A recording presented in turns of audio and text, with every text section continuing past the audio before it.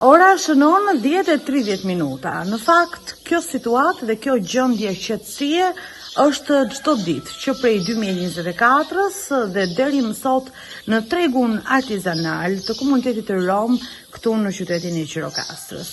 I gjithë ky investim që po shihni nga pasmeje, i ka kushtuar 180 milion Bashkisë së Gjirokastrës, e cila e mori këtë projekt nga Bashkimi Evropian, që prej kohës së inaugurimit të tij, pikërisht në këtë vend këtu, nuk ka ardhur absolutisht as edhe një tregëtar. Dhe për të mësuar se pse ata nuk e frekuentojnë këtë treg të investuar nga Bashkimi Evropian, ne do të shkojmë të pyesim vetë këta të fundit. Tregu i artizanatit në Gjirokastër, një investim për 180 milion lekësh i financuar nga Bashkimi Evropian, nuk është vënë kurrë në funksion, pavarësisht inaugurimit zyrtar në tetor të vitit 2024. Objekti ndërtuar me synimin për të promovuar zejet tradicionale dhe për të mbështetur artizanët lokal, qëndron bosh prej më shumë se 8 muajsh. Ai kishte për qëllim të krijonte një hapësirë të përshtatshme për tregtimin e punimeve artizanale dhe forcimin e identitetit kulturor të qytetit. Ndërkohë tregtarët rom vazhdojnë të shesin në rrugët e lagjes Gerhot në kushte të papërshtatshme dhe mungesë të infrastrukturës bazë. Ata shprehen se nuk kanë ndërmend të zhvendosen në tregun e ri, duke argumentuar se klientela është tashmë e mësuar me vendodhjen aktuale, edhe pse zona përballet me ndotje të lartë dhe mungesë higjiene.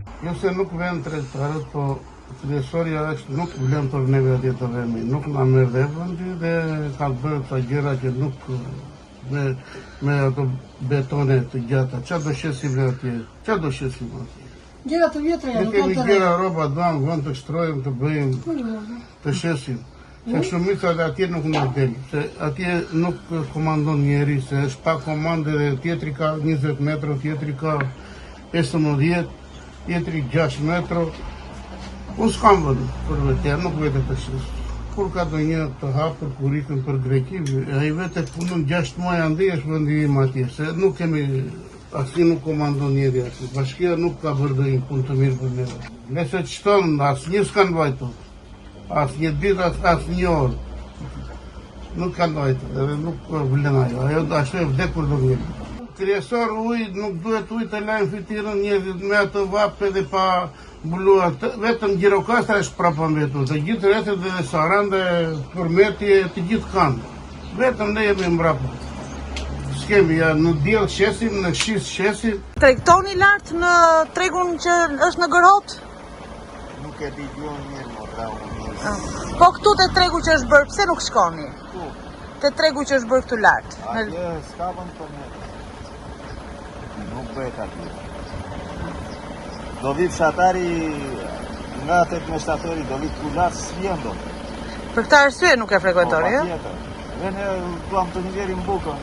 Ku do ta nxjerrim atje? Kur u ndërtua ju pyeti njeri? Jo.